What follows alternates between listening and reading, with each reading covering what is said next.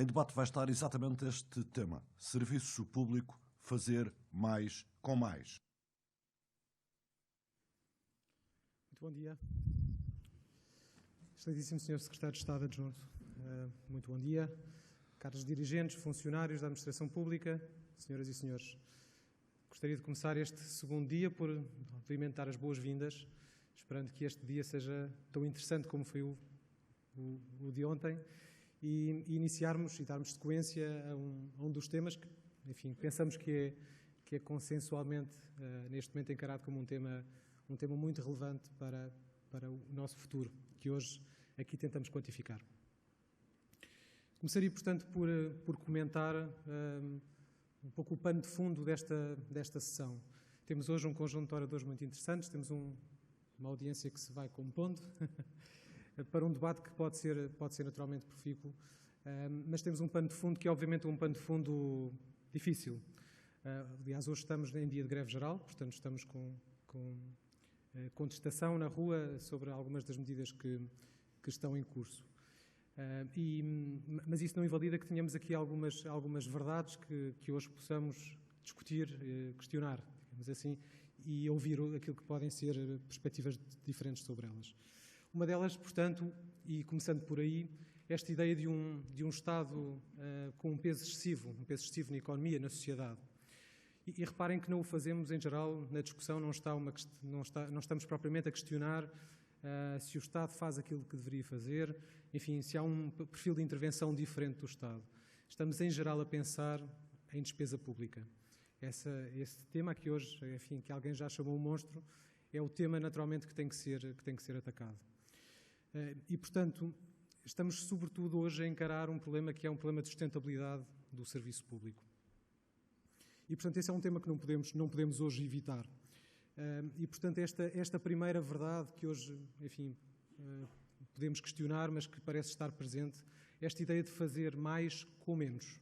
Esta ideia de que não necessariamente questionando, e sempre que o questionamos, obviamente, também é difícil, porque sabemos que grande parte da despesa está em zonas em que nós hoje consideramos ativos muito importantes da nossa sociedade, como a saúde, como a educação, como naturalmente as funções de soberania, e quando pensamos de facto que temos muito Estado, mas que pensamos onde cortar esse Estado, enfrentamos essa dificuldade. Portanto, temos que acreditar que é possível não necessariamente fazer menos, mas fazer até mais com menos. Esse é o nosso primeiro desafio. E para isso parece relativamente óbvio, enfim, nada muito criativo, que temos que tomar medidas no sentido da redução da despesa. Algumas medidas, naturalmente, serão medidas mais imediatas, como aquelas que hoje vivemos, que hoje se discute, que hoje se contesta, mas que visam, naturalmente, atingir objetivos imediatos. Podemos questioná-las, naturalmente, ou podemos arrumá-las hoje como um mal menor, algo que é necessário para resolver problemas imediatos. Preferia que hoje nos dedicássemos a debater aquilo que é necessário mais para o futuro. Ou seja, nós necessariamente vamos precisar de medidas estruturantes, medidas naturalmente que evitem que daqui a alguns anos estejamos a repetir estas medidas imediatas que hoje contestamos. E essas medidas, portanto, para o futuro são medidas naturalmente que têm que ser tomadas no sentido de mudar as formas de fazer. E as formas de fazer, porquê? Enfim, para libertar recursos de todo o tipo, património em excesso, consumos em excesso, eventualmente funcionários em excesso. Esse será naturalmente um tema que não podemos deixar também de referir. Para essas medidas estruturantes, ontem tivemos um primeiro contributo, enfim, tivemos um painel dedicado às 11 mil milhões de razões para mudar, e nesse painel discutimos várias medidas estruturantes, foram apresentadas várias medidas estruturantes como, enfim, um contributo, e falámos de temas tão diversos como serviços partilhados, consolidação da IT, interoperabilidade, enfim, uma melhor gestão do património, melhor gestão dos arquivos. Estas são algumas das medidas, naturalmente, entre outras, e atrevia-me a apresentar vários outros exemplos. Provavelmente precisamos de repensar as redes de atendimento, provavelmente precisamos de aumentar aquilo que é o combate à fraude e à evasão fiscal. Temos, naturalmente, ainda com certeza, algum espaço de manobra para melhorar as aquisições públicas. Vai estar todo um conjunto de outras medidas que podem ser pensadas de forma estruturante para melhorarmos aquilo que é a nossa administração pública. Acreditamos que estas medidas, por mais duras que sejam, enfim, adicionando-se ainda àquelas medidas duras que hoje já temos que tomar, são indispensáveis para restaurar aquilo que é o serviço público, que todos muito valorizamos, que por mais que esteja sempre debaixo de fogo, nós os muito valorizamos e não queremos abdicar. Portanto, restaurar o serviço público, eu diria que até restaurar um pouco o orgulho e o sentido do serviço público que tivemos no passado e que hoje parece estar sempre debaixo de uma nuvem, enfim, precisamos de o restaurar através das reformas.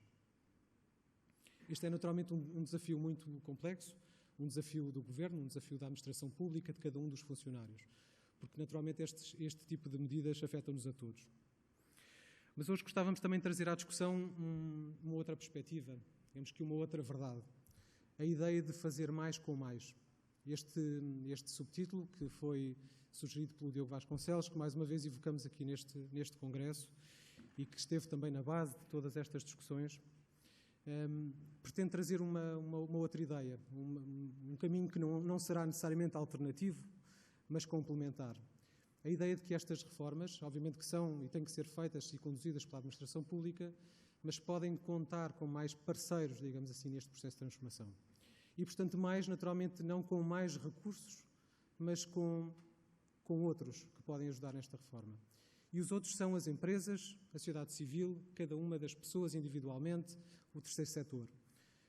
Muitas formas de colaboração são possíveis e é um pouco esta ideia também que gostávamos de explorar aqui hoje. A ideia de uma administração pública mais aberta, mais colaborativa, partilhando os seus processos de negócio, os seus dados, as suas aplicações, permitindo que outros inovem sobre essa informação, sobre essas aplicações, talvez um pouco em linha com a ideia de meta-inovação que ontem o Dr. Carlos Moedas referia nesta sala, mas também, de facto, uma relação que temos que encarar com as empresas um pouco diferente, uma relação onde haja partilha de investimentos, onde haja partilha de riscos, onde também se afastem estes fantasmas das PPPs, enfim, e que se possam encarar, de facto, outras formas de colaboração. Enfim, por mais discussão que façamos aqui, por mais modelos que possamos explorar, este é um tempo de agir, é um tempo de tomar medidas, de fazer escolhas. Não teremos soluções perfeitas, mas é a altura de fazer acontecer. E, portanto, enfim, mais uma vez, são contributos para essa ação que gostaríamos de fazer hoje, mais do que reflexões filosóficas, contributos para a ação, e para isso contamos hoje com um painel de especialistas internacionais que eu penso que é muito interessante, muito diversificado, pessoas de diversos países, dos Estados Unidos, Canadá e França, com experiências muito diversas, desde a academia, à consultoria, à própria administração pública, portanto, a liderança de iniciativas estruturantes noutros países que penso que nos podem dar ensinamentos para aquilo que hoje atravessamos em Portugal. Contamos hoje, também é uma honra para nós contar com o excelentíssimo Sr. Secretário de Estado Adjunto, o Ministro Adjunto dos Assuntos Parlamentares, o qual eu desde já convidava a subir ao palco e a abrir a sessão. Muito obrigado.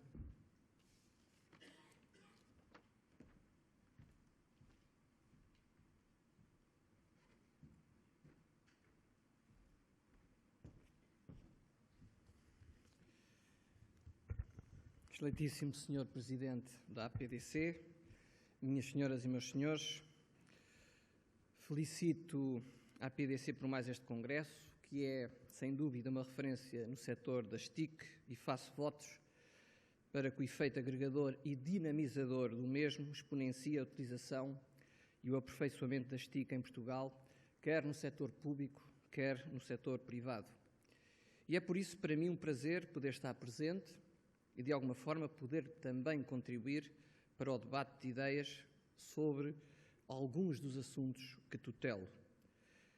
E tive, permitam que o diga, a oportunidade de o fazer na semana passada em Poznan, na Polónia, onde representei o governo português na 6ª Conferência Ministerial de Government, organizada pela presidência polaca da União Europeia. E cabe-me, enquanto Secretário de Estado do 19º Governo Constitucional, a tutela da modernização administrativa do Estado, e ciente desta responsabilidade e do que ela acarreta, delineei os vetores estratégicos que nortearão a atuação do Governo nesta matéria. Os referidos vetores estratégicos, que têm por escopo a criação de um novo paradigma na modernização da administração pública, estão assentes em 3 pilares. Em primeiro lugar, numa relação entre o Estado e os cidadãos, na busca da excelência, da qualidade de serviço. Em segundo lugar, numa administração eletrónica mais célere e eficaz. E, finalmente, em terceiro lugar, na cooperação entre a sociedade civil, o setor privado e o Estado. E no que ao primeiro pilar diz respeito, urge tornar mais simples, mais conveniente e menos onerosa a relação entre o Estado e todos aqueles que necessitam dos seus serviços. A administração deve procurar organizar-se em função das necessidades dos cidadãos e das empresas, de procura, e não de acordo com a caprichosa departamentalização dos seus diferentes organismos, oferta. Portugal necessita de aperfeiçoar os programas de simplificação administrativa e de diminuição dos encargos administrativos para as empresas. Precisamos de promover, por exemplo, mais e melhores programas nacionais, autárquicos e também setoriais, como o Programa de Simplificação das Exportações, conforme, aliás, está previsto no memorando que o país assinou com a Troika. Aliás, a este propósito, refere-se, a título de exemplo, o Programa Simplex Autárquico, que se iniciou em julho de 2008, com apenas 9 autarquias e que conta agora, na sua edição 2010-2011, com a participação de 121 autarquias, tendo sido inscritas 689 medidas de simplificação de âmbito municipal, 18 intermunicipais e 20 intersetoriais. Mas iremos cumprir, conforme o previsto no memorando da Troika, o alargamento do simplex autárquico a todos os municípios em 2013, para que esta mudança chegue realmente às pessoas. Estes programas permitem uma administração mais simples, mas visam, sobretudo, menores encargos administrativos para cidadãos e empresas, evitando deslocações inúteis, burocracia desnecessária e outros conhecidos inconvenientes dos quais o país nunca se conseguiu libertar verdadeiramente. O segundo pilar da estratégia do Governo passa pela aposta numa administração eletrónica mais célere e eficaz, que poupe tempo aos utentes e que esteja ao seu serviço. Não serve de nada ter muitos serviços online se os cidadãos não sabem da sua existência ou se a eles não podem aceder. A boa articulação entre a oferta e procura destes serviços deve ser a linha mestra da nossa ação. A disponibilização destes serviços não é um fim em si mesmo e só tem racionalidade e justificação se for entendida como um meio efetivo que é colocado à disposição dos cidadãos e se houver garantia de que eles vão usá-los com proveito. E por isso, meus senhores e minhas senhoras, o programa do 19º Governo Constitucional definiu como um vetor estratégico a redução e a racionalização dos custos suportados pelo Orçamento do Estado. Igual compromisso foi assinado pelo Estado português nos memorandos assinados com o Fundo Monetário Internacional, o Banco Central e a Comissão Europeia. A área das tecnologias de informação e comunicação, as TIC, teve um crescimento desproporcional e desregrado ao longo da última década, resultante da falta de uma estratégia global para as TIC e de vetores estratégicos globais de implementação de medidas que abarquem a administração pública como um todo. De acordo com informações recolhidas em diversos estudos, o Orçamento de Estado suportou no ano de 2010 mais de 800 milhões de euros em TIC. Se mantivéssemos este volume de despesa em TIC, os portugueses teriam de suportar mais de 3 mil milhões de euros até ao final da presente legislatura. Face a este insustentável despesismo, defini com o meu gabinete um caminho diferente, tendo sido, como é do conhecimento de vários, já sido aprovada a criação do Grupo de Projeto de Racionalização das Tecnologias de Informação, chamado GPTIC, que apresentará até o próximo dia 15 de dezembro um programa de implementação de medidas globais de racionalização e redução de custos em toda a administração pública portuguesa na área das TIC. É firme compromisso do Governo que as TIC sejam parte da solução e não do problema. É um compromisso ousado, mas seguro e sustentado pelo conhecimento das potencialidades que as TIC têm para o desenvolvimento do país e para o bem-estar dos cidadãos. A crise em que o país for mergulhado é também para o Governo uma enorme oportunidade nesta matéria. Todos temos bem presente o exemplo finlandês, que nos inícios dos anos 90 se encontrava mergulhado numa profunda crise, com uma quebra no PIB da ordem dos 10% e um desemprego com valores próximos dos 17%. Essa crise finlandesa foi o mote para a reestruturação de todo o setor público do país, tendo no âmbito dessa reestruturação sido feitos investimentos estratégicos relativamente às TIC. E em menos de 4 anos a Finlândia recuperou, e são bem conhecidos os lugares de destaque que o país ocupa nos índices internacionais de desenvolvimento e bem-estar dos seus cidadãos. O investimento realizado até agora tem de estar ao serviço dos cidadãos e dos empresários. Não adianta continuarmos a melhorar a oferta para a qual não existe nenhuma ou pouca procura. Por isso, estamos a conjugar as estruturas relevantes para a melhoria da procura, concentrando a gestão de infraestruturas, como sejam os espaços internet das autarquias, a capacidade das lojas do cidadão de incentivar os serviços eletrónicos, entre outras iniciativas que ficarão a conhecer após a apresentação do relatório do GPTIC. As tecnologias de informação e comunicação são a resposta a muitos dos problemas que o país enfrenta. E, assim, sabemos bem que não os podemos negligenciar, mas antes estruturar e dar uma estratégia global que sempre tem faltado na administração pública em Portugal. Por fim, refiro-me ao terceiro vetor estratégico, a necessidade de incentivar a maior cooperação entre a sociedade civil, o setor privado e o Estado. A par da premente necessidade de racionalização do dispositivo territorial de atendimento ao público, subsiste ainda a necessidade de utilizar canais alternativos de forma coordenada com a estratégia da administração eletrónica.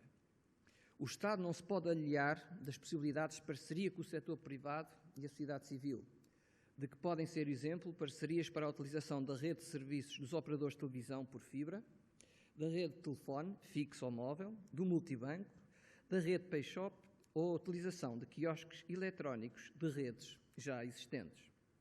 As características desses canais permitem não só proporcionar ao cidadão uma rede de serviços mais perto de si, mais cómoda, mas, sobretudo, alternativas menos onerosas para a administração, com a vantagem adicional de retirarem a pressão sobre o atendimento presidencial. E por isso não é compreensível que, por exemplo, com todo o investimento feito nas TIC, não se tenha pensado na possibilidade de marcar uma consulta no multibanco ou mesmo na televisão, chegando assim a mais cidadãos e potenciando o investimento feito. É difícil compreender que se tenha feito tanto para desmaterializar processos na administração pública, por exemplo, a comprar uma casa ou um carro, mas não se tenha trabalhado conjuntamente com a banca e as seguradoras para alcançar maiores ganhos e mais segurança em todas as transações e deixando que o cidadão continue, apesar dos esforços, a ser o estafeta dos serviços públicos, levando o papel e a burocracia de repartição em repartição. Cumpre-nos, neste particular também, apostar, por isso, numa administração pública mais transparente. Refiro com orgulho que este Governo já lidera pelo exemplo com a publicação obrigatória de todas as nomeações, cargos e vencimentos dos seus colaboradores. Mas precisamos ainda de ir mais longe. Este Governo lidera também pelo exemplo na internacionalização da tecnologia portuguesa. Assinei em representação do Governo português um novo memorando de troca de tecnologia, propriedade do Estado português, com o Estado mexicano, e no próximo dia 2 de dezembro iremos assinar um novo memorando com um dos principais Estados da República Federativa do Brasil. E aproveito a oportunidade para dizer que também o meu gabinete está presentemente a concluir as negociações de outros 2 memorandos com mais outros 2 países europeus. Não há razão para que o Governo não venha a atuar ainda como um driver da exportação da tecnologia de privados. As administrações públicas são hoje um enorme repositório de uma grande variedade de dados e informação, desde mapas, informações meteorológicas, económico-financeiras, sociais, entre muitos outros domínios. Segundo estimativas da OCDE, em 2008, os dados públicos que são reutilizados geram por ano um volume de negócio estimado em 28 mil milhões de euros na União Europeia, um valor com um crescimento anual estimado em 8%. Um dos estudos, solicitado pela Comissão Europeia em 2006, no âmbito da revisão da Diretiva 2003/98, relativa à reutilização de informações do setor público, indica um valor para o volume de negócios da mesma ordem de grandeza. E por isso, anuncio hoje, aqui em primeira mão, que é hoje lançada a versão beta do Dados.gov, no endereço www.dados.gov.pt. O Dados.gov, iniciativa patrocinada pelo meu querido Estado, contém cerca de 100 conjuntos de dados da administração pública. Mas é absolutamente necessário ter mais dados. Queremos ter, no mínimo, 200 datasets até 1 de janeiro de 2013. Será necessário assegurar que todas as instituições públicas disponibilizem informações à sociedade civil para que possamos todos cooperar mais. Em conclusão, refiro que o desafio que temos todos diante de nós é olhar para o futuro com os pés assentes no presente. Sabemos para onde queremos ir. Sabemos o grau de desenvolvimento e bem-estar que queremos que o país atinja. Esse futuro, contudo, constrói-se hoje, a cada dia, ultrapassando as dificuldades, vencendo barreiras e suportando os sacrifícios. Este é o nosso desafio, não só do Governo, mas de todos os portugueses. Como nos construir em conjunto os alicerces de um Portugal do futuro, porque queremos deixar aos nossos filhos um Portugal melhor, mais evoluído, com um maior grau de desenvolvimento e bem-estar. Termino referindo ainda que estou confiante que saberemos todos, cidadãos, empresas e Estado, enfrentar as dificuldades que temos diante de nós com firmeza e resolução, porque sabemos do que somos capazes e já o demonstramos várias vezes ao longo de mais de 8 séculos de história do nosso país. Disso. Os nossos agradecimentos ao Sr. Secretário de Estado Adjunto do Ministro Adjunto dos Assuntos Parlamentares, Dr. Feliciano Barreiras Duarte. E agora sim, vamos dar início ao debate. A vossa atenção para o moderador desta sessão, que de resto já fez o seu enquadramento, Nuno Guerra Santos. Muito obrigado, Sr. Secretário de Estado. Vamos então iniciar o nosso espaço de intervenções de cada um dos oradores do painel e vou dar a palavra, vamos começar pelas senhoras. Maria Antoinette Filomeno, por favor.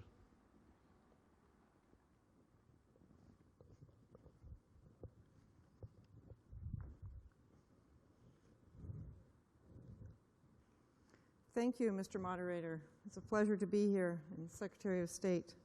I first want to congratulate the APDC and Mr. Norton for a very timely and important dialogue between many sectors of society that have to be engaged in bringing about this transformation. I'm here today at great pleasure as a lifelong administrator of transformations in the public sector in Canada. And while this session is called Doing More with More, I think oftentimes the challenge in government is to do more with too much.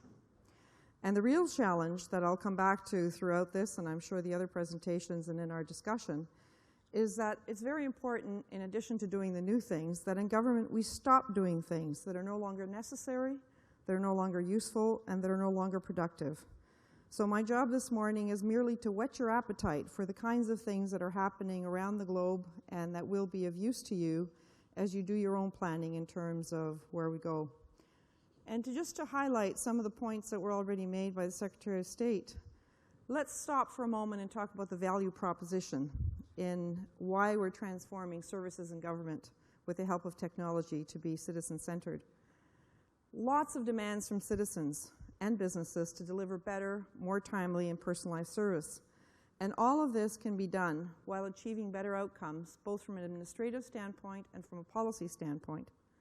Meeting truly the needs of those citizens and releasing the productive capacity of businesses who are spending lots of money following our processes. And this can be done at lower costs for all the parties to this equation.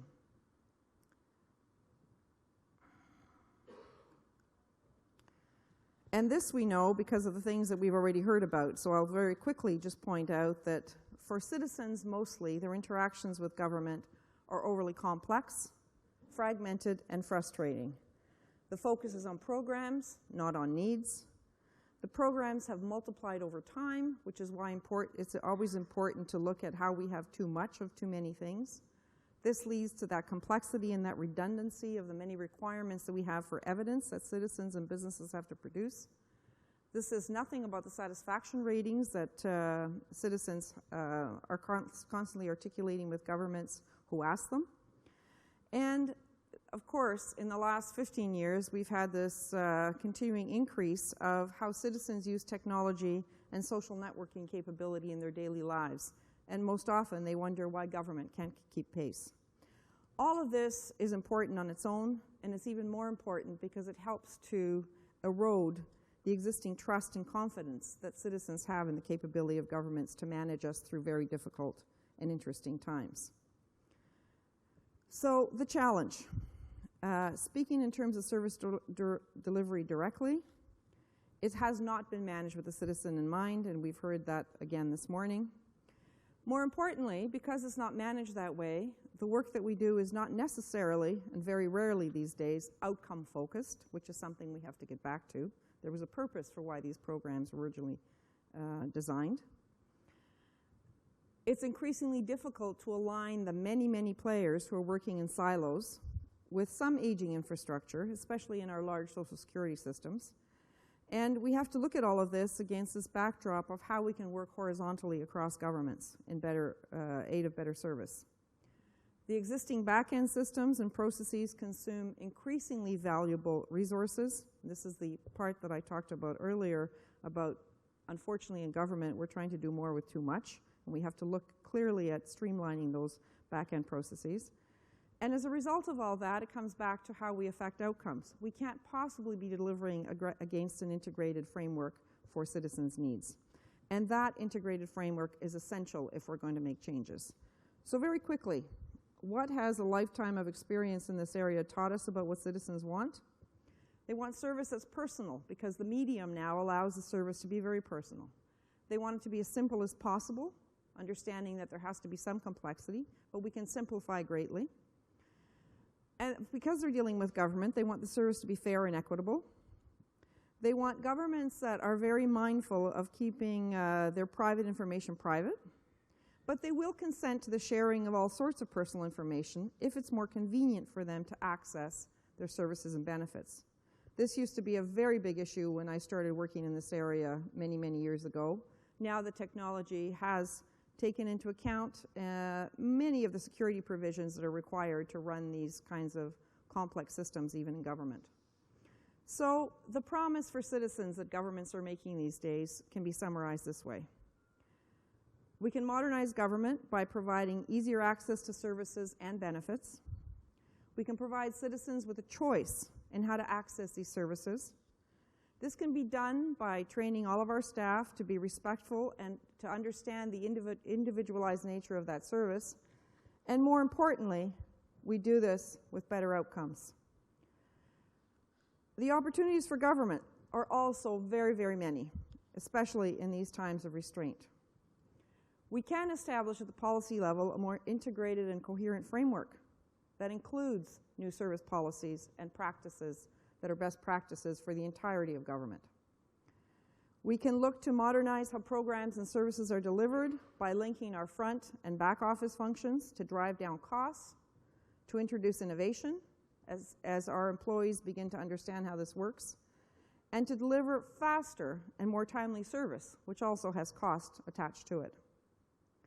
We can create through this process a more citizen-centered culture, regardless of long-standing government structures. We can work and must work. We couldn't have done it in Canada without our work with outside partners to create this new public sector value proposition. And at the end of the day, not only are we focusing on citizens as individuals, but we are helping to reduce the cost of compliance for business, freeing up important dollars that can be put to other productive activity. And in the process, we're building the agility for these public services to be able to quickly adapt to policy changes and to new environments. Now, the opportunities continue because across government, we can actually begin to leverage investments more successfully across multiple agencies, across, as the Secretary of State has already pointed out, levels of government, and most significantly in terms of sharing some of this risk, across non-governmental partners as well. We have to work very consciously to build the more collaborative models of governance that are going to be needed in this new time. And in this process, governments are also rebuilding an implicit trust with a far more connected population that can help inform policy and delivery outcomes in a different way. And citizens really react well when they think government is beginning to get it. And especially in times of cuts, if there's a strong reestablishment of that relationship, it makes that virtuous circle a lot easier to achieve. Now, from vision to achievement, there are a couple of things that have to happen in this journey.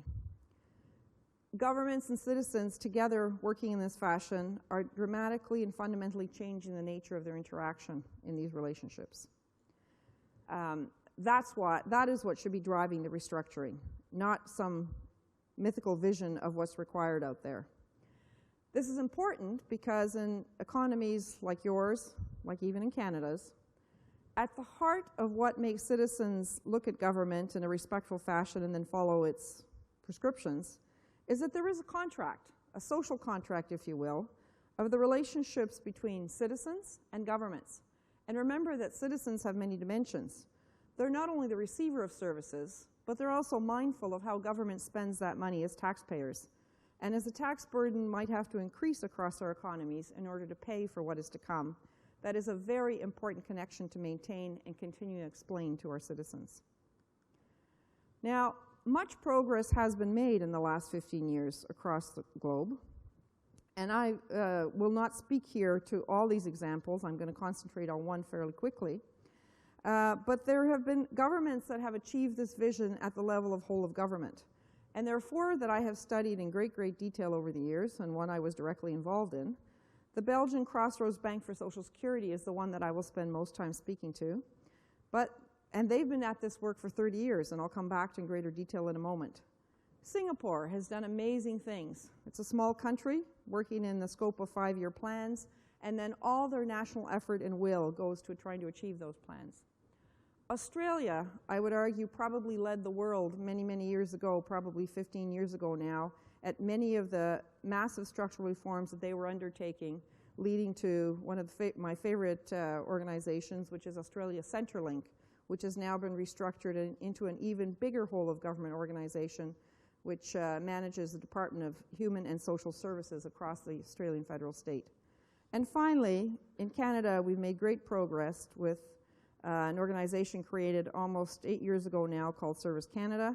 And this summer, we created a back office organization for all of government's function called Shared Services Canada. So having studied and worked in some of these organizations, what are the massive learnings that we can bring to bear in the situation that now face you?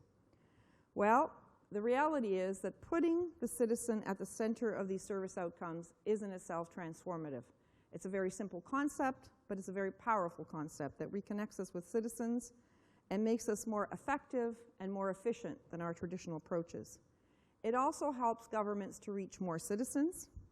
And interestingly enough, which is at the heart of much of this, it costs a lot less than our traditional approaches for many of the reasons that I've stated. And it actually does affect policy and service outcomes at the end of the day. So let me now focus a little bit on what was happening in Belgium.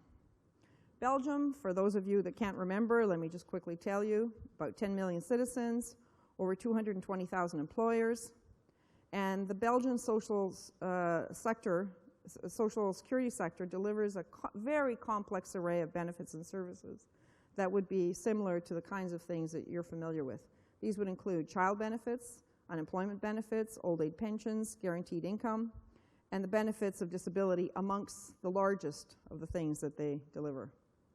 The issue in Belgium was that this whole system was not client-oriented, and believe it or not, there were over 3,000 different offices involved in determining entitlements. Not only were there 3,000 different offices, but this required the filling out of hundreds of different paper forms, supported alone by over 2,000 pages of instructions as to how to fill out these forms, and individuals had to fill them out, as did employers. The data entry, because I'm talking now almost 30 years ago when this reform started, the data entry of multiple forms hugely increased the error rates, not to mention the inefficiency, and every time there's an error, that means there's a cost. There was no means of sharing information between offices and programs, so people had to go in and restate the same information constantly. I think you recognize these issues. Citizens' employers had no way of checking on the information to see whether it was accurate, and even linked entitlements had to be applied for separately. Easily to say from all of this that in the 80s, the system was in crisis. And the Belgian government appointed a royal commission to look into this. The Minister of Social Affairs came forward with a plan for harmonizing and simplifying social legislation. In those days, the protection of personal information was front and center, and the technology systems hadn't quite mastered it, less of an issue today. And then, of course, the rationalization of information collection and management. And all of these reforms were approved by Parliament, and the underlying principles of reform would not affect the Social Security system. I think we've moved on and we're in a different space today, but in those days, that was the compromise that was reached. And therefore, in the early 1980s and the late 1980s, the Belgians began to put in place the building blocks for reform. And they began some experimentation. By the 1990s, legislation was created after almost 5 or 6 years of experimentation to create the Crossroads Bank for Social Security. And the Crossroads Bank was created based on the existing network of institutions, those 3,000 institutions I talked about earlier. So you don't always have to eliminate what you currently have, which is the big challenge in government. You can manage it in a very different fashion. And the Crossroads Bank became the federated management structure with responsibility for the central management of data and the establishment of a national registry as the identification key by which all of these citizens could now interact. There was no consolidation of information across those data banks. There was just protocols worked out for different access. Now, in parallel, legislation on privacy protection was enacted because a big feature. And all of these initiatives, as they were working hand in glove, had to be communicated widely by government to all the partners in the social contract, but also to citizens in general. By 1995, new measures were introduced because with consolidation came further simplification of information management, and now the technology was beginning to catch up to what the business process reengineering had already done. And the Crossroads Bank was able to build on success, and the increasing capability of this technology contributed greatly to that effort. So that in 1996, the government introduced further measures to lessen the administrative burden, this time on employers, which is an important objective. So the policy objectives of this innovation ended up being better social outcomes by encouraging standardization, simplifying transactions, and leading to better service, with all the returns and diminished administrative burden and the costs for both citizens, businesses, and also governments, I might add. Social security processes were harmonized, if not standardized, across the 3,000 organizations, and their back office functions were re-engineered while increasing privacy protection. In terms of efficiencies, tremendous efficiencies. By 1998, Belgium had each citizen had a single identifier number, and it was only about 3 years ago that this process felt comfortable actually publishing its savings, because remember, in those days, when you touch social security systems, people are always worried that that's going to affect their benefits. As it turned out, it did not, except to make them more accessible. And by 1998, you can see there that the Belgian Planning Bureau estimates that the savings to employers alone in administrative costs is 1.7 billion euros a year. The need to report data to the social security system is required once, with life events used as a trigger to update information declarations, now being made on the basis of standardized information across this entire network. 80 employer declaration forms have been eliminated or vastly reduced. 50 of them were actually eliminated of the 80 that they had in place when this exercise started. And clearly, hundreds of paper-based applications and documents have been abolished. What is required is managed through electronic data exchanges. The main challenges, which we will spend more time talking about in the discussion, is building the common vision across all the players and building the trust amongst all the players to move forward. And that's important. Nobody can argue that this model, which was very innovative for its time, is not far more effective in terms of having re-engineered through very complex processes with huge interdependencies amongst these 3,000 players. If it can be done in a world as complex as this, it can be done anywhere. They had to work out elaborate protocols in those days for terms and conditions for collecting and sharing information across the network as they standardized, enhanced privacy and security. And more services at the end of the day could be built on this network.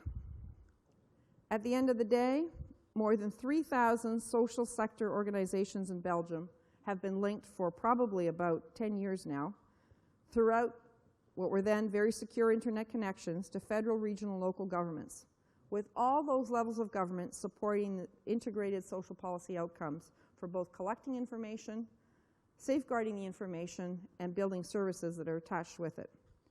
The automatic granting of benefits on the basis of entitlements was automatic, and therefore more people actually resulted in getting benefits, still driving down the costs. My next point, the right people get the right benefits, is code for much fraud was eliminated because the right people were getting the right benefits. And in a federated system such as this one, it's harder to commit fraud in the system. And at the end of the day, after many years of work, there was far greater cooperation and trust between all the parties in the Social Security system. The proof is in the pudding, and the genius of this work, which was administered primarily by Mr. Frank Robin, is that in Belgium, about 2 years ago, they moved him to the health sector to work the same magic he'd brought about in the Social Security system to the health sector. And just to conclude very quickly, I would say that these are very exciting times for the public sector and for those who support it. The challenges are great, but the opportunities to help transform against the three things that the Prime Minister talked to us yesterday: the need for leadership at all levels of organization and across all sectors of society that have to work together. The need to be pragmatic in our approaches. What can be achieved? Don't wait for perfection. And thirdly, the ability to adjust as you go, so that if you hit a dead end, you quickly regroup, you're agile enough to make the changes, and you move on. Those are all features that were demonstrated in Belgium through the Crossroads Bank, and they're all features I think that will stand us in great stead as they were announced yesterday as well. So thank you very much, and it's a real pleasure to be here.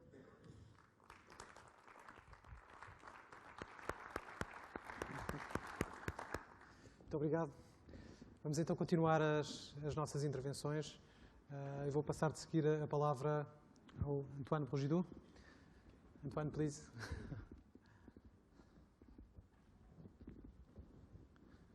Thank you. Good morning. So I'm Antoine Bourgidou. I've been leading the management consulting practice for Accenture globally for public service until very recently. Actually, I just retired from Accenture 2 months ago, and I'm sort of today a freelance for public service.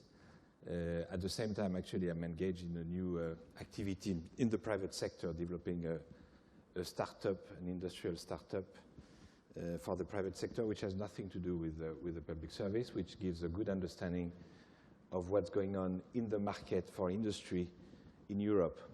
So what I would like to present today is first the experience I got from this tour around the world, and also to give you my feeling and my personal conviction about the things which we should do in the way forward. I will start with this slide, which is probably very well known for people in Europe, which is the scenarios which are developed by the European Commission. I've created a think tank which is called Government of the Future at the European level, and we are in constant interaction with the state, with the European Commission. And you know that's a scenario about consolidation, no consolidation, meaning reform, no reform.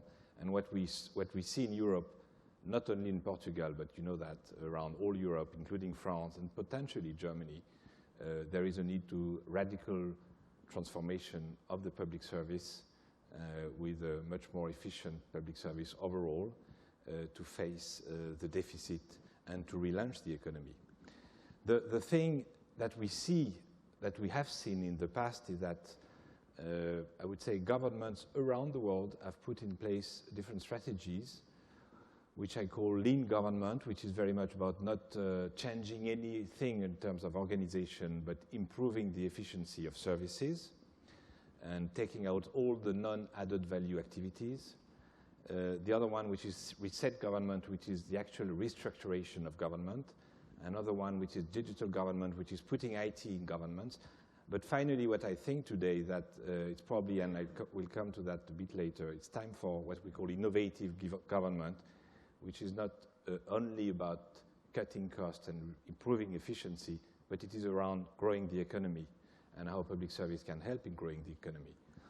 So on lean government, I will be very fast. The thing I think that what Marie-Antoinette presented, what we see today is that there are multiple examples around the world about improving the efficiency of government, departments, services in different administrations. I think we should stop thinking that this is a new issue and that we have something to reinvent there. There is probably no point in reinventing anything. There is just point about application of best practices which are common to many administrations around the world. We used within Accenture to have this sort of vertical and taking the best within the income industry to other countries, and you have countries who are the best in collecting revenues, you have countries which are the best in human services, you have countries who are the best in health. So you don't necessarily, and even if culture, history, everything is different, the fact is that you have a lot of best practices that can be transferred. By the way, in the lean, what we call lean government, what we see in most countries is that you have a potential of 30%, I would say, efficiency improvement, which is possible in some sort of any department in the administration. We should not be shocked by that.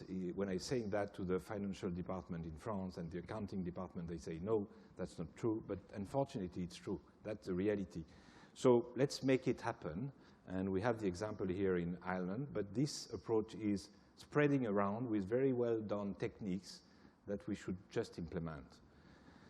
In terms of digital government, you know that IT has been used for many years as a modernization engine. There is a very good example in Norway, which is called the Altinn portal, which has been designed for companies, and it is organizing the link between the companies and the public service.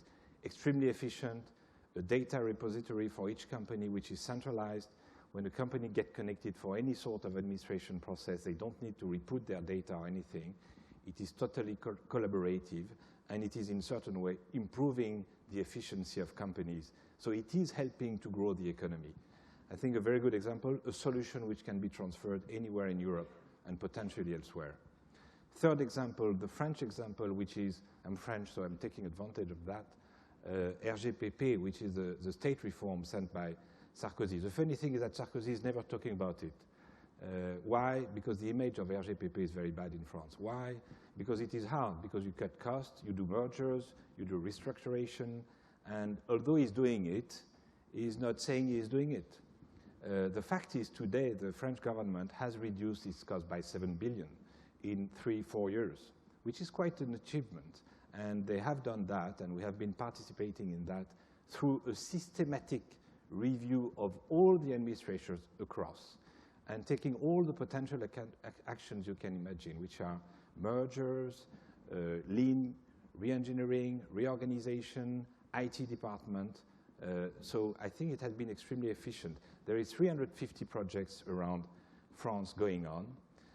There is a department which is in charge of this reform. Actually, when you look at it, Sarkozy is personally involved. So you have meetings every year, two times a year, where he gets involved, he takes a decision, he makes things happen. You have the strategic level, and you have the Prime Minister and the Minister of Finance who are personally involved. And finally, you have a directorate who is in charge. And I would insist on that, which is the governance of change.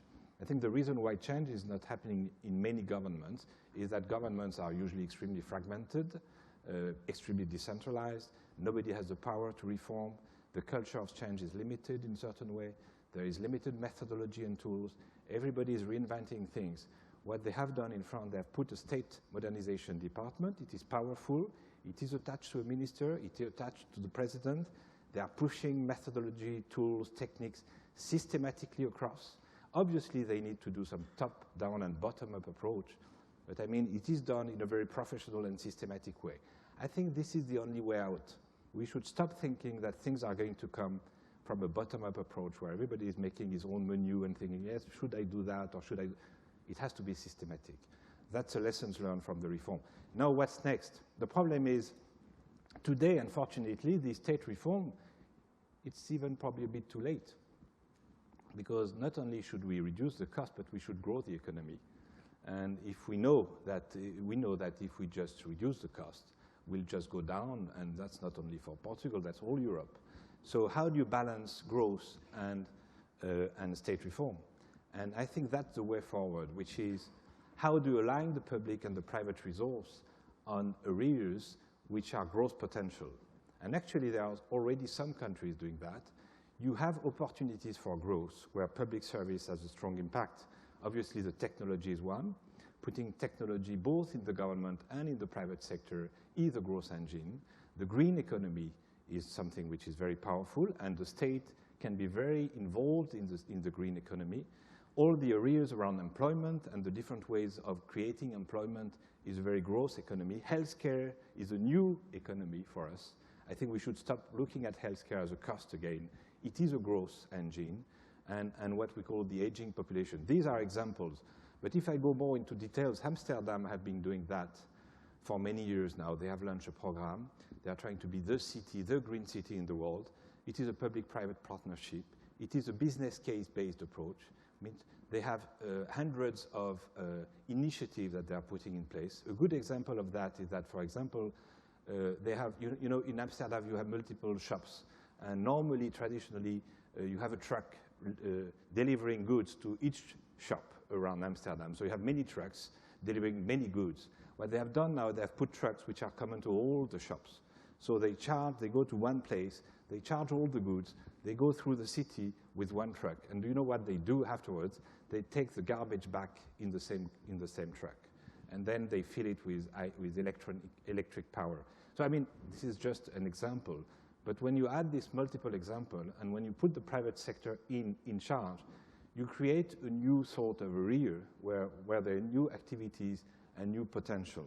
Another example is health. The funny thing, I think you were mentioning Belgium. It's interesting to see that sometimes countries where you think they are not, you know, at their best, when you look from outside, they can do very good things. And if you take health, health is extremely, in Europe, it's probably the most active country in Europe on health, which means the most open, probably because they have decentralized government with the state, and each region is doing many things. The private sector is very involved. Accenture is operating a center, an IT center, where they are delivering analytics. And if you just think about the database of health, database is money. I'm sorry to say that, but the database of health is money. So if you start thinking this way, if the public service was starting to think, and this is part of the open government, data is money. So if you start thinking about, okay, should we just leave all the private sector doing all the good things with the money we have, or should we think about models which are combining, even with the protection of individuals, the things we have, the assets we have that we don't use, so that the public sector and the private sector collaborate to make more growth for the economy. That's a sort of model around health. Another example is Singapore.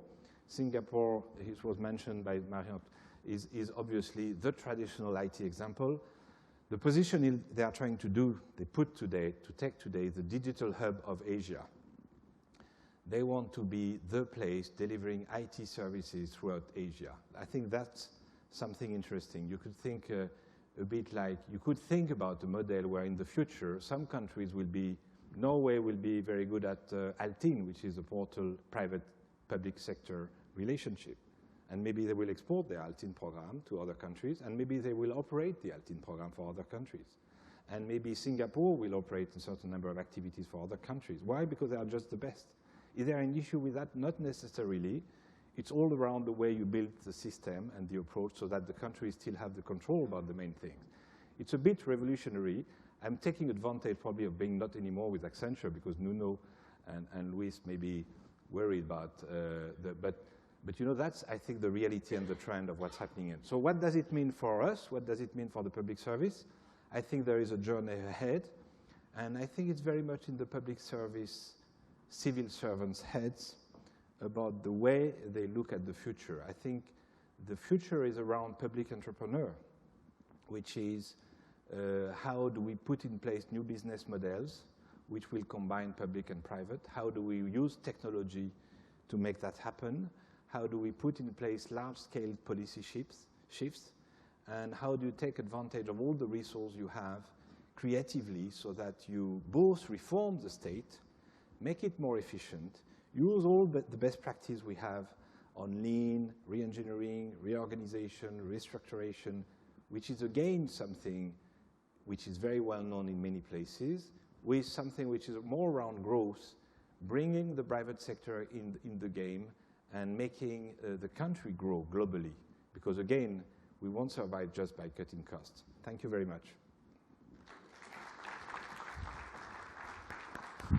Obrigado, Antoine. So now it's Nick's turn. Please, Nick. Thank you.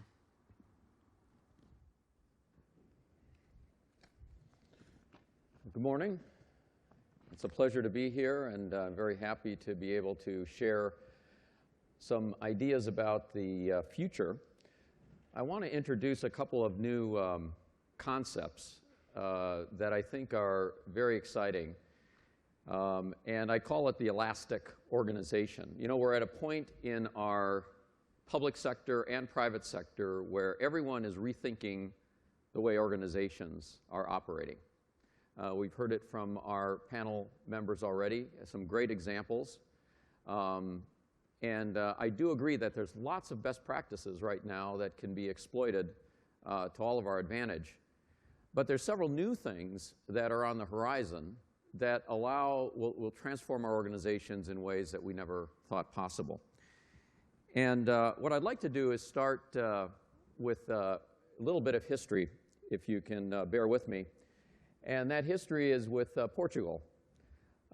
Imagine for a moment that we're back in the 15th century, the age of exploration. You know, we actually, all of Western civilization stands on the shoulders of these intrepid explorers that started to explore the world. And it's interesting if you think about Portugal. Prince Henry began this, Prince Henry the Navigator, 500 years ago now, or a little more, with the discovery of Madeira in 1418. But if you think about Portugal today, it rests on an incredible tradition. It was the first country to actually establish a global economic engine. And the reason I say that is because Portugal actually pioneered the whole issue of trade routes. But not only that, when they discovered a new area of the world, they put factories in place. So not only did they just discover it and then put a settlement there, they actually put factory there. And then they began an export business. And on those trade routes, as they extended across a good part of the globe, as you well know, they actually created not only a global economic engine, but an entire network of ports and outposts that became a very substantial business, a very substantial economic engine. What's important about this, as we fast forward to today, is if you think about what Portugal did then, they were looking out into the abyss. In fact, many of these intrepid explorers were wondering if they were going to fall into an abyss. And I hear the word abyss today in many cases where we are on the verge of these crises. But actually, I'm quite optimistic, because I think that the question that we have to ask ourselves is what new technologies can we use to actually solve the problems that we have at hand? And I think there's many.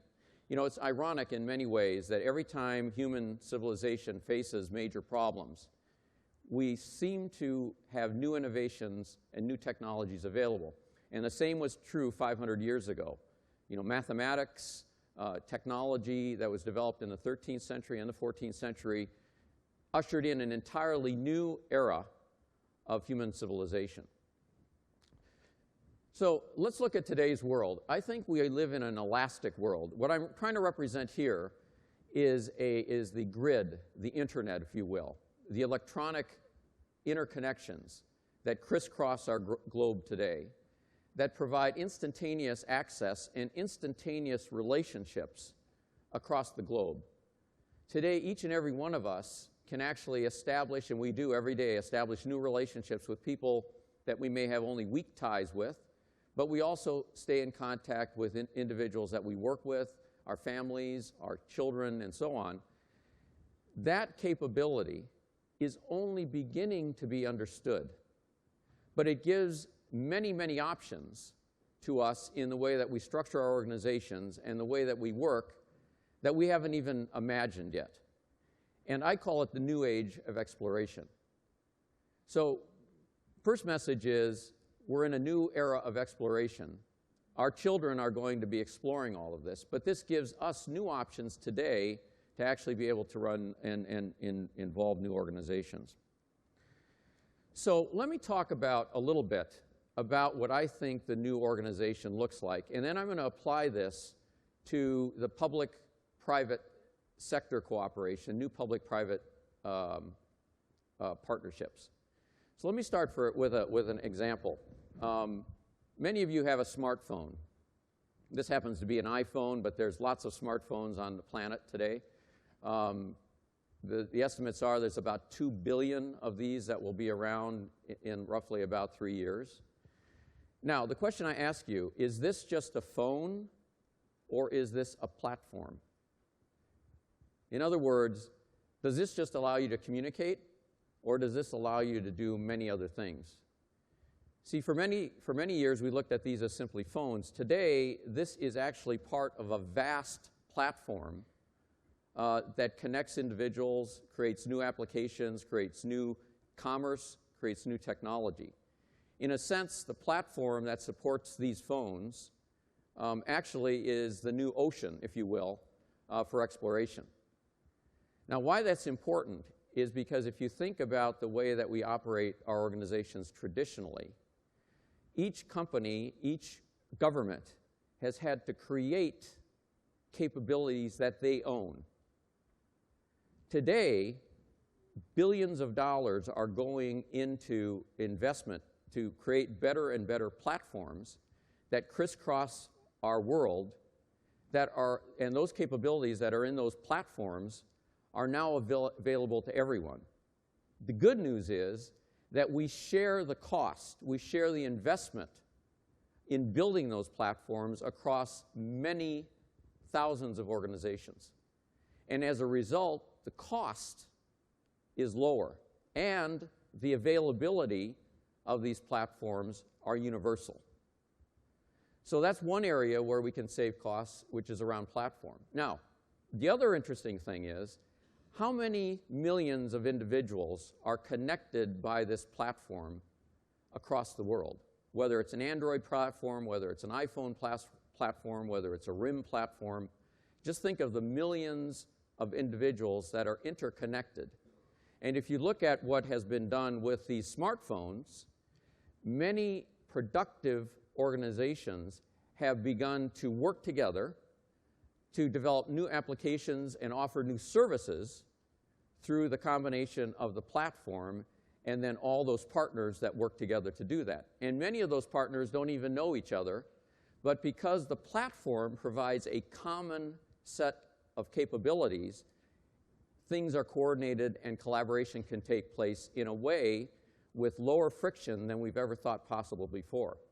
So what I'm trying to illustrate in this picture here is that there's two components that we have to keep in mind when we think about building our new organizations. And that is the platforms that are going to continue to develop, and they're going to develop at a rapid pace. We're seeing them develop at a rapid pace with more and more capabilities. And the business ecosystems on the other side that form around these platforms, which basically gives instantaneous access to capabilities and services that are available on a global basis. So a country like Portugal, as you begin to reconstruct and rethink your government and private corporations, now you have access not only to services locally, but you have access to services all around the world. But more importantly, because you have unique services and unique capabilities, you can also offer those services through the business platform and form ecosystems that will allow you to greatly enhance the efficiency. When you look at this, basically the key things then are 5 different elements. One is the business platform. The other is the business ecosystem. Then there's, of course, the cloud in the background, which we refer to, which is all the technology and the interconnections. And then the other really important component, which is technical, is these things called universal connectors, which allow us in the past, where we had all these different systems that couldn't talk to each other, now they can. And so what that creates is an entirely new way to architect our organizations. Now, some of this is in place. Some of this will continue to develop. One of the interesting questions then becomes, what type of leadership do you need to operate in this kind of organization. So 5 elements, 5 pillars, if you will, of the new kind of organization. Many of these are available right now. Let's talk a little bit about what that means for the new public-private interaction. So think about all the different capabilities that exist just here in Portugal. As we saw in the case, Mary Antoinette, you were talking about what happened in Belgium, 3,000 different organizations, diverse organizations, not interconnected, not working together. In the future, and even in some cases today, the business platform can be constructed or can exist, be developed to actually connect all of those diverse organizations. And we can start looking at that and we can say, what services are offered better in the private sector versus the public sector, and which services in the public sector are better than the ones that are in the private sector. Now, a lot of people say to me, that's not possible. There are no public services that are better than in the private sector, and that's not true. That is not true. In fact, we have, as Mary Antoinette pointed out, we have a lot of capabilities. The problem is we have too much. So what these kind of technologies can do is allow us to build new kind of partnerships at a much more efficient level. So for example, on the business platform side, the good news is, as I said earlier, is that more and more people are building these platforms and making them available to everyone else. So we no longer necessarily always have to build a custom platform. We can assemble platform capabilities from things that are already available. There's free and open source capabilities that are literally free and made available. And so we can construct these platforms very rapidly, and many organizations are. And then we can build the ecosystems in such a way that they include not just the traditional notions of the public sector and private sector, but we can include our citizens in that process. We can include friends and 7 billion other people that are out there, all working to help us in our own relative countries and jurisdictions. So let me just talk about a few examples of this that are already there. I can't go through all of these examples, but as we were talking, there are many examples already. So let me just talk about several. The city of Freiburg, Germany, which is pretty close by, created a platform very rapidly in less than a year to allow citizens to provide input on budget priorities. This system was created, this platform, I should say, was created about 2.5 years ago. And what it allowed them to do through the use of sliders, think of like on a television set or on a stereo, a slider to control the volume. They actually created sliders that the citizens could say, I'll offer, put more money here and less money here. Put more money here, less money here. And what they were able to do is give input to the public sector about how the money should be spent. It ended up being a very successful process. And the city of Freiburg actually got more input than they would have ever gotten through their traditional process. And in the process actually changed the orientation and allocation of the budget for fiscal year 2009. Got a tremendous efficiency out of it, and also got better engagement from the citizens. Another example, both London and Vancouver. You may have heard of this. Have you heard of this Fix My Streets site? So think of all the citizens. Think about all the citizens every day. You're driving, you're walking, and you see public infrastructure that needs to be serviced. There's no possible way that a government can provide enough inspectors to inspect all the infrastructure in a city of virtually any size. We call it crowdsourcing. In this case, what's happened is that the citizens, when they notice something in their infrastructure, they take a picture of it and they send it to a website. And what you end up getting is a much more accurate picture of what the infrastructure looks like. And the citizens are doing it as part of their process in a very convenient manner. One other example that I'll talk about is the Apps for Democracy in Washington, D.C. This was an interesting one. Think about all the money. We heard about it, how much money is being spent for government on IT, on technology. In the government, in the city of Washington, D.C., you know, they're spending millions and millions of dollars on technology. So what they said is, why don't we have a contest, and we'll ask the local development community, developers, individual developers, we'll give them the data, we'll give them the ideas, and then we'll see what they come up with in terms of applications. And then they awarded an app, you know, for the best applications. In the process, they got 40 different submissions, which totaled, the value would be about $2 million in technology, but it only cost them $50,000 through the contest. And what it did is it generated a lot of interest.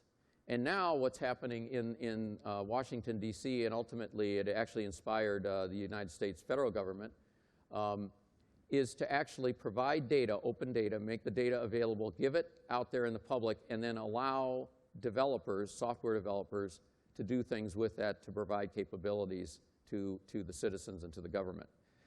So the point is that there's these types of organizations where you have a business platform, you know, a business ecosystem, using the cloud, using the technology, that is not a fantasy. That is actually something that's being used today, and it actually is something that can save enormous amounts of money. So let me just talk a couple of things, make a couple of policy recommendations, and then we can begin our discussion. So, number one, drive as much of this kind of thinking into your organizations as possible. The technology is there, it's moving very rapidly, we have the opportunity to do a lot of efficiencies.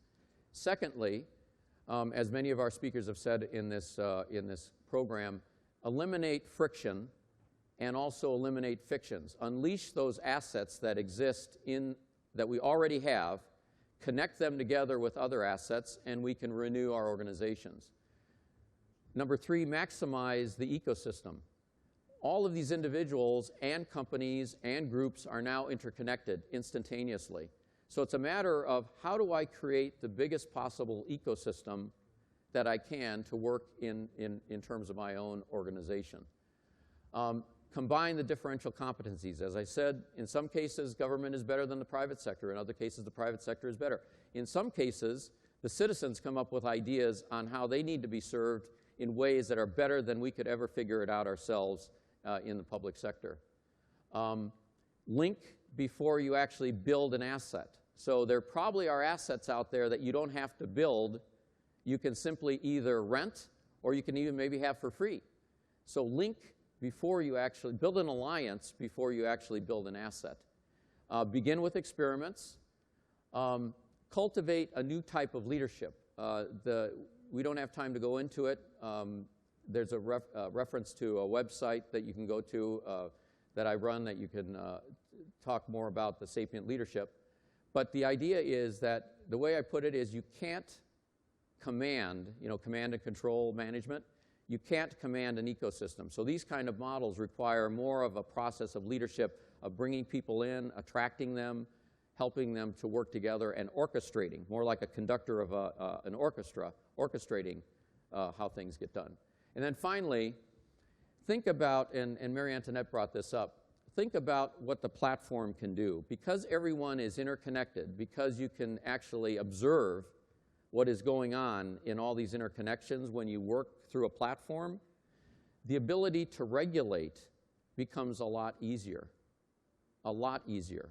And governments spend enormous amounts of money on regulation and on trying to measure things, but we measure things periodically. In this kind of a world, with the platform, measurement is going on all the time. In fact, the problem is there's more data than we've ever had before. So from a policy standpoint, I think it's really important to think about how we can take the advantage of this. And so I'll just leave you with one final question. Who will be the new explorers in this new age of exploration? Who's going to be the new intrepid explorers? I think that Portugal has it in your DNA to actually take this new world of exploration and use it and exploit it for your benefit as well as the benefit as you did 500 years ago for the entire world and for civilization as a whole. Thank you.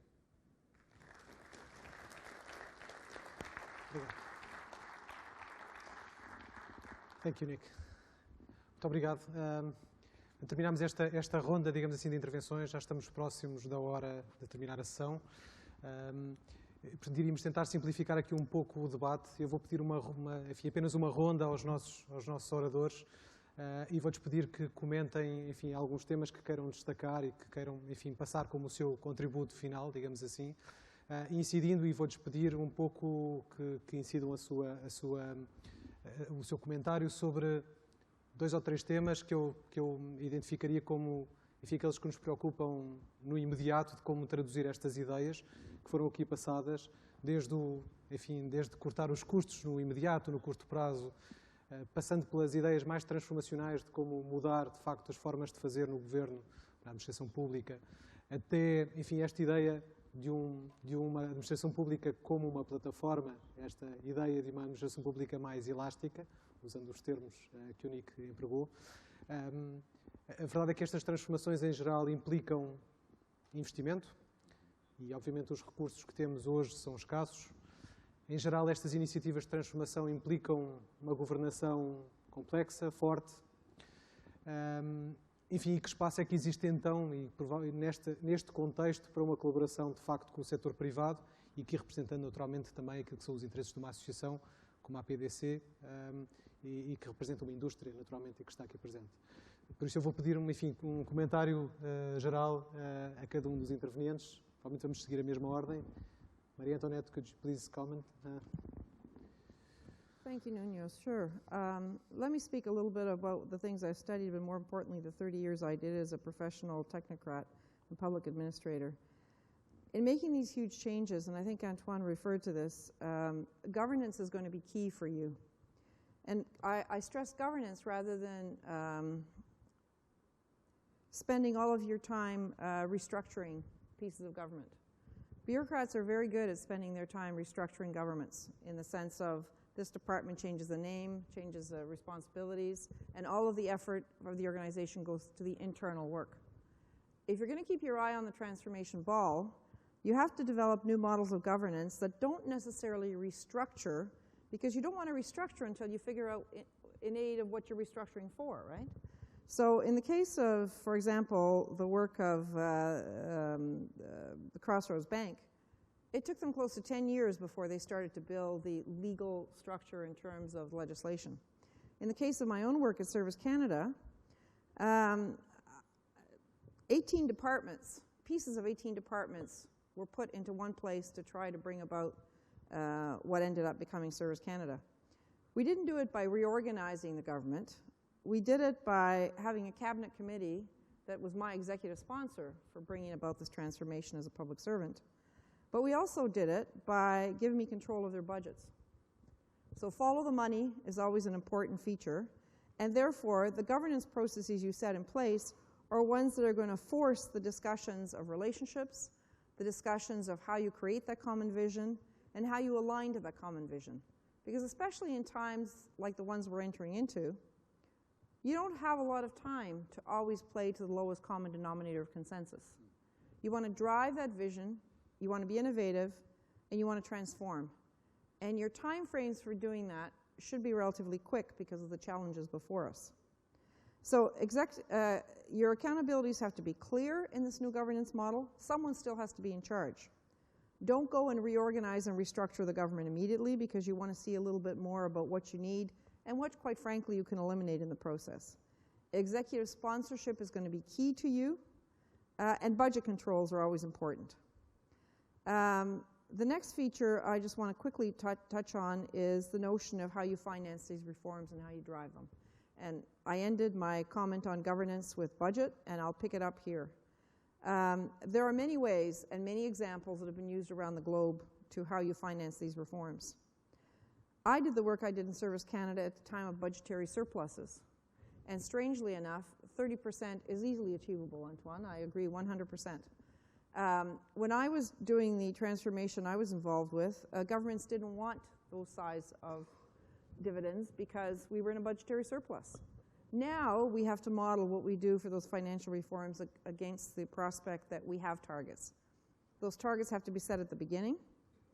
The way you provide your business plan around the targets you set should have deliverables at least every 3 or 4 months in the process.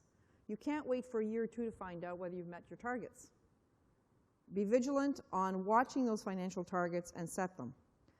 You can finance those reforms, even in the cases, many of the cases that I've studied, by actually extracting the dividend at the beginning, which then creates a different kind of tension and synergy between forcing the reforms to continue at a very fast pace and how you finance them. You can also do models, in my particular case, where I could access, of all the savings, I used half of the savings that were generated in this process to actually power the reform. And then anything that you can commoditize in government should be something with a value stream that someone else is also prepared to help invest in. So go to your friends in the private sector, in governments, and search for those ways of transferring some of that risk and bringing together some of that investment.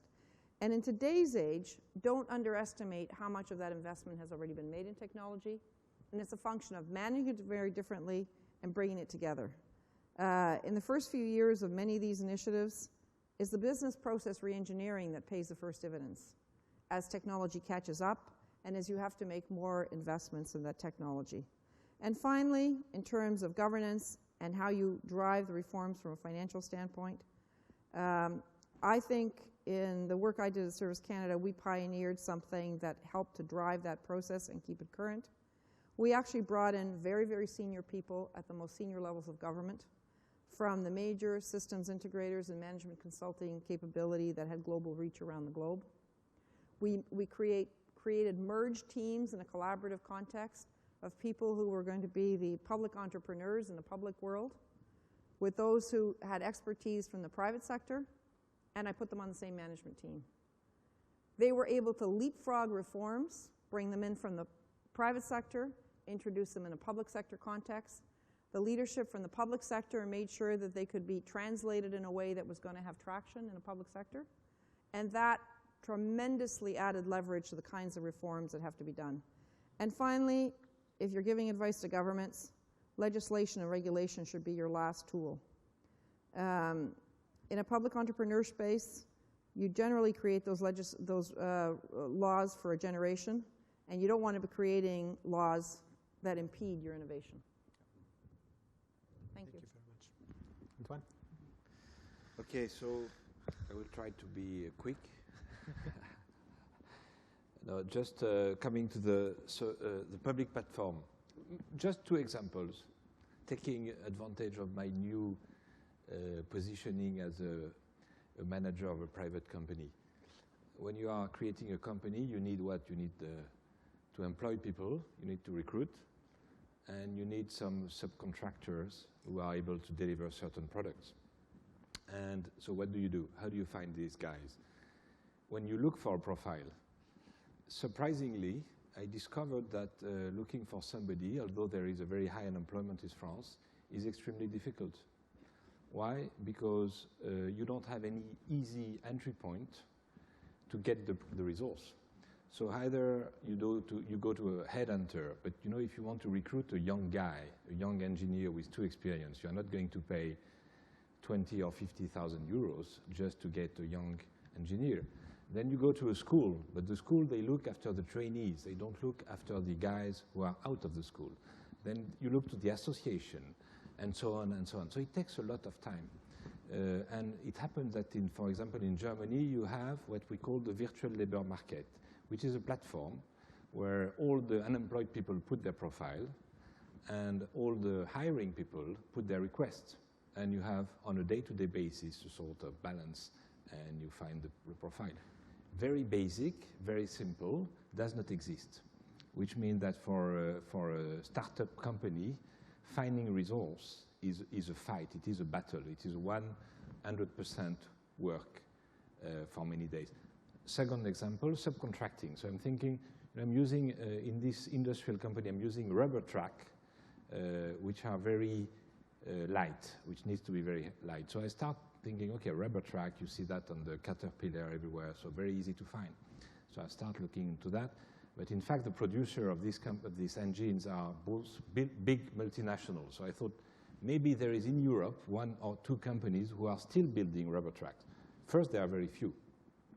Second, when you start looking for this company, you don't find it. Where should I go to find a company producing a rubber track in Europe? You have one site which is called Europages. You go on Europage and you put rubber track. You get a list of companies. Most of them are not, you have no information.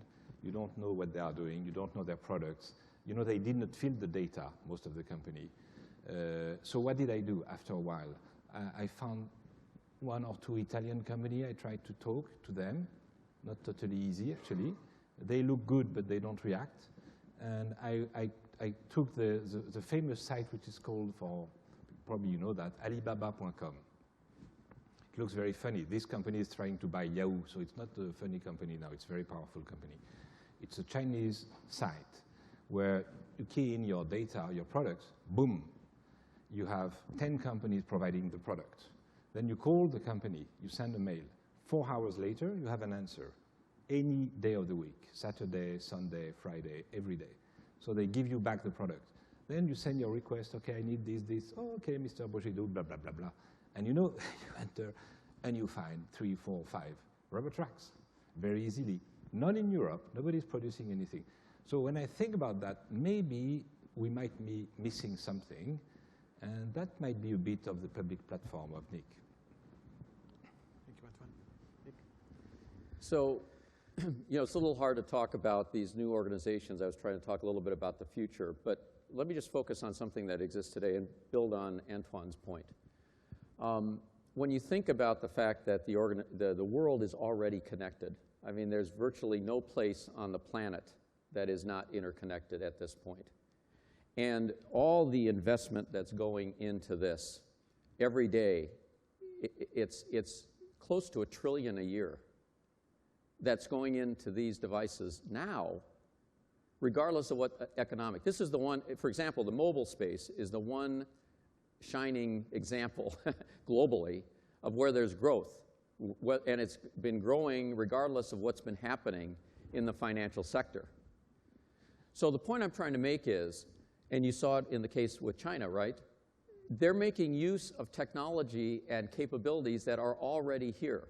So when you ask about, when you asked about financing this stuff, sometimes it's not really financing, it's actually using what already exists. And that's one of the points I want to get across about this kind of elastic enterprise, is that there's many assets, many capabilities that already exist, that are already connected. And when I say orchestrate, the leaders need to put those ecosystems together such that it is connected. So somebody in China put that together, right? When Facebook put Facebook together, with now has over 800 million people on it, they orchestrated all those connections. Those connections exist. People can work with each other. On LinkedIn, they can work together. On Google, they can work together, right? Because somebody has taken what already exists and orchestrated around it. So one of the answers, and the good answers, it's hard to believe, is that a lot of this is already there because somebody else is invested in it already, and it's available. Now, let me take that to a next level. We have some of the sponsors of this conference, Ericsson, right? Cisco, HP. Each of those companies is investing enormous amounts in that global grid, all those interconnections. They're investing every day, and they're finding ways to put new capabilities into that grid every day, and they're competing to do it. So when HP does one thing, Cisco does something more. When Cisco does something more, Apple does something more. And it's a process of competition that is fueling not just the mobile area, but the whole infrastructure. Now, what's my second point? My second point is this, that each of those companies is putting more and more capabilities into the platform. And they are eager, they are running, they are trying to crowd through a narrow tunnel to make those capabilities available to people who want to use them. And they will help with their own money. Yes, you'll have to make some investment, but the level of investment that you have to make today versus what you had to make yesterday and the capabilities that are available today and will be available tomorrow and the next year are so much more than they have been in the past that the cost is much lower, dramatically lower. And the ability to appropriate and use those capabilities is much easier than they ever have been in the past. So that's my message, is we've got a lot of capabilities. It's going to get better and better. And the cost of those capabilities, because they're shared over many millions of organizations around the globe, the cost is going down as well. So I think that's why I'm optimistic. I think we're in a point right now where we're in a period of change, where we're moving from our old types of organizations to these new types of organizations. But the new types of organizations are vastly, vastly more efficient. And that's great news. And just one final point. Our children, when they think about trying to find talent, they have no concept of distance. They're distance blind. In other words, they frequently connect with people all over the world. So if they want to know something is going on, they go through their network and find it, and it may be somebody in Singapore that has a skill that they need. Now, I'll just tell you a quick story. My son is a competitive yo-yoer, and I didn't even know there was such a thing. He has a network of over 500 people around the world. One day, he gets this strange box in the mail, and it's from China. And I'm going, I didn't order anything from China. I checked with my wife. Have you ordered anything from China? No. Oh, Joseph, my son, said, oh, that's mine. What are you doing in China? So he opens the box, and he pulls out a perfectly formed, engineered yo-yo made out of aluminum. And I said, what is this? Oh, my friend and I built this. We developed this. I said, what friend? In China? Oh, yes, we interact and we design this on the internet. We got onto a sharing site and we designed it. We put it together.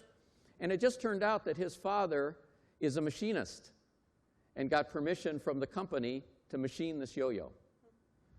So here you have an example. And he doesn't think twice whether he's working with somebody in China or he's working with somebody down the street. They're location blind. That's the world that we're talking about. And that's why organizations are going to become more elastic, more efficient, less friction, and much, much better from a service standpoint. Thank you very much. Vamos então encerrar a sessão. Eu volto a agradecer. Penso que foi uma sessão, enfim, tivemos contributos muito interessantes e agradeço a todos e agradeço naturalmente a presença neste dia difícil de greve. Muito obrigado e espero que tenha sido um contributo útil. Muito obrigado também aos participantes e ao moderador desta sessão, Nuno Guerra Santos. Vamos agora fazer uma pausa breve para o coffee break. Convidamos mais uma vez os senhores congressistas para uma visita ao Innovation Lounge. Estamos de regresso cerca das 11h30. Muito obrigado e até já.